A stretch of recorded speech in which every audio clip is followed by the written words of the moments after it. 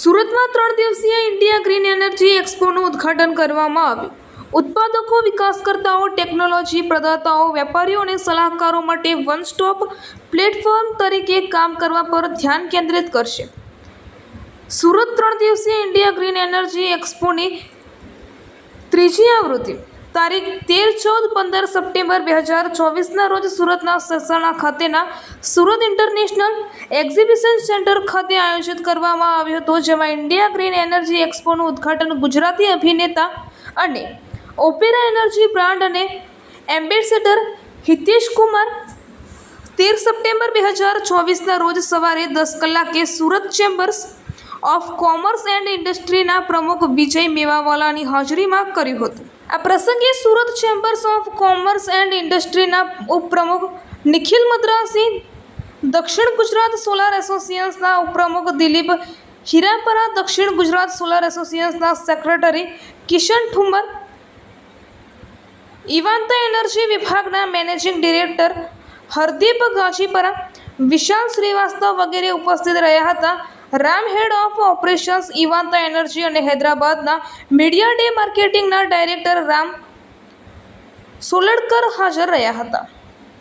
India green energy expo નવીનીકરણ ઉર્જા ક્ષેત્રના હિસ્સેદારો જેમ કે ઉત્પાદકો, વિકાસકર્તાઓ, ટેકનોલોજી પ્રદાતાઓ, વેપારીઓ અને સલાહકારો માટે વન સ્ટોપ પ્લેટફોર્મ તરીકે કામ કરવા પર ધ્યાન કેન્દ્રિત કરશે, જેમાં સૌર, પવન, હાઇડ્રો અને બાયો એનર્જી, કાર્બન ક્રેડિટ અને મુખ્ય ધ્યાન કેન્દ્રિત કરવામાં આવશે.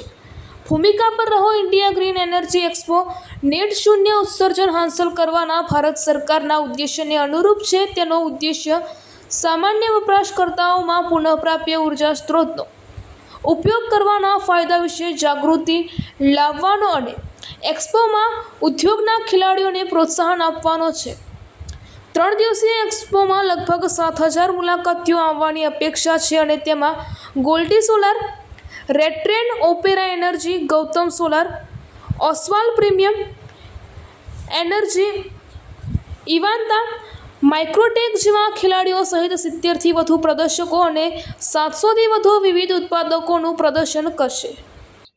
બહુ મજાની વાત છે. અહીંયા આવ્યા પછી મને મેવાડા સાહેબે મને ઇન્ફોર્મેશન આપી કે ઓલ ઓવર ઇન્ડિયામાં આ સૌથી મોટું સેન્ટર છે જ્યાં આ પ્રકારના એક્ઝિબિશન્સ આપણે કેટલા વર્ષોથી દરેક બિઝનેસને સાંકળતા દરેક એક્ઝિબિશન્સ અહીંયા આપણે કરતા રહ્યા છે. બહુ ગૌરવની વાત છે. મારા માટે તો પહેલો અનુભવ છે, કારણ કે ઇન્ડસ્ટ્રીયલિસ્ટની વચ્ચે એટલે બીજા મારી ઇન્ડસ્ટ્રી સિવાય બહુ ઓછી ઇન્ડસ્ટ્રીની સાથે હું સંકળાયેલો છું, પણ થોડા વખતથી ઓપેરા એનર્જીની સાથે સંકળાયો છું. એમના વિચારોની સાથે હું સહમત છું.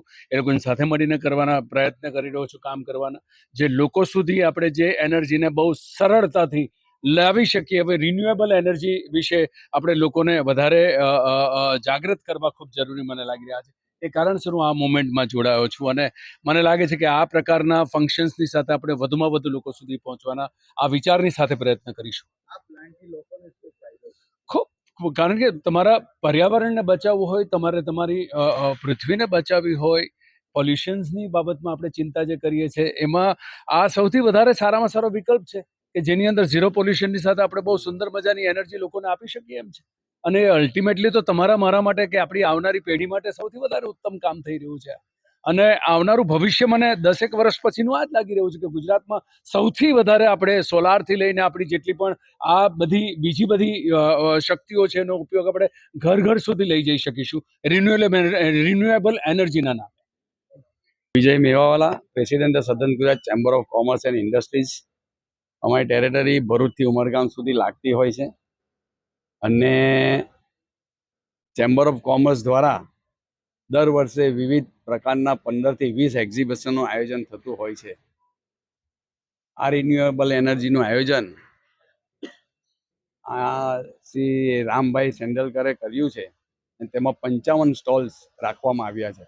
રિન્યુએબલ એનર્જી એક પ્રકારનું એવું છે કે નરેન્દ્રભાઈ મોદી આજે 17 તારીખે એમનો જન્મદિવસ છે, તો 17, 18 ને 19 અમદાવાદમાં એક મોટું એક્ઝિબિશન થવા જઈ રહ્યું છે રિન્યુએબલ એનર્જીનું.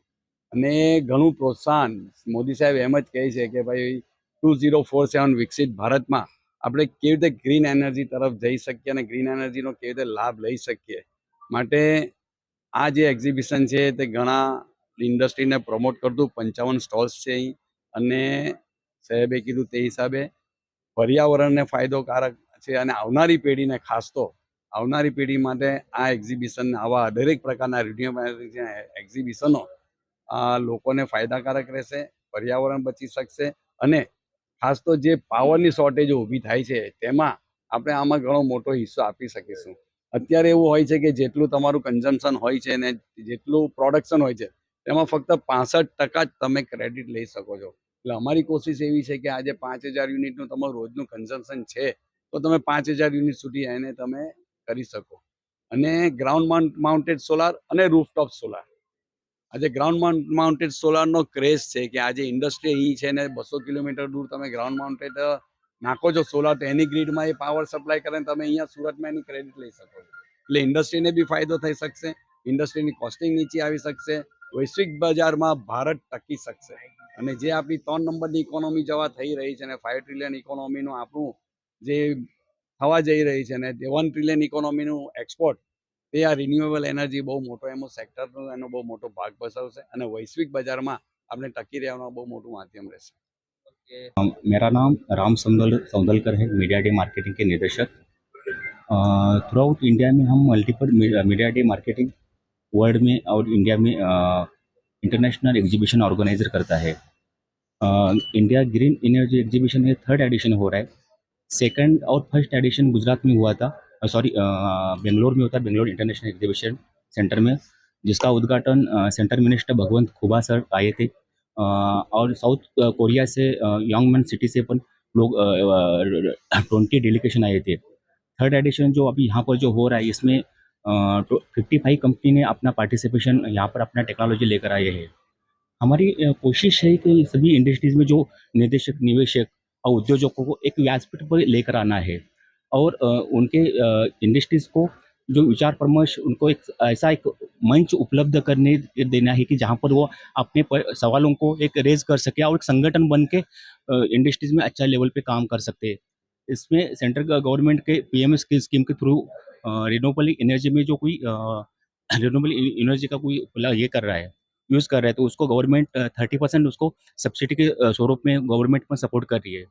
रिन्यूएबल एनर्जी आने वाले हमने फ्यूचर की ओर जब देखेंगे, यानी पेट्रोल और डीजल 2014 के बाद वो पेट्रोल डीजल के जो गल्फ कंट्री में जो स्टॉक है वो ख़त्म होने वाला है। तो फ्यूचर को देखते हुए इस इंडस्ट्री में बहुत हमें देश को और पूरे वर्ल्ड को एक नया टेक्नोलॉजी यहाँ पर लेकर जाने की कोशिश हमारी है। और यहाँ पर जो नई टेक्नोलॉजी आ रही है उस टेक्नोलॉजी का सभी लोग यहाँ पर उसका फ़ायदा उठाए, ये मैं सबको गिनती करता हूँ। और इस एग्जीबिशन को Surat Gujarat chambers of the commerce industry ने सपोर्ट किया है। सूरत रिन्यूएबल एनर्जी एसोसिएशन हमारे साथ जुड़े हुए और काफ़ी लोग यहाँ पर जुड़े हुए। और इस एग्जीबिशन का जो उद्घाटन हितेन कुमार सर जो गुजराती एक्टर है और प्रेसिडेंट विजय मालाविया सर, इन लोगों ने अपना महत्वपूर्ण टाइम इनॉग्रेशन में दिया है। तो उन लोगों का मैं हमारे संगठन की ओर से बहुत बहुत धन्यवाद करता हूँ। Thank you.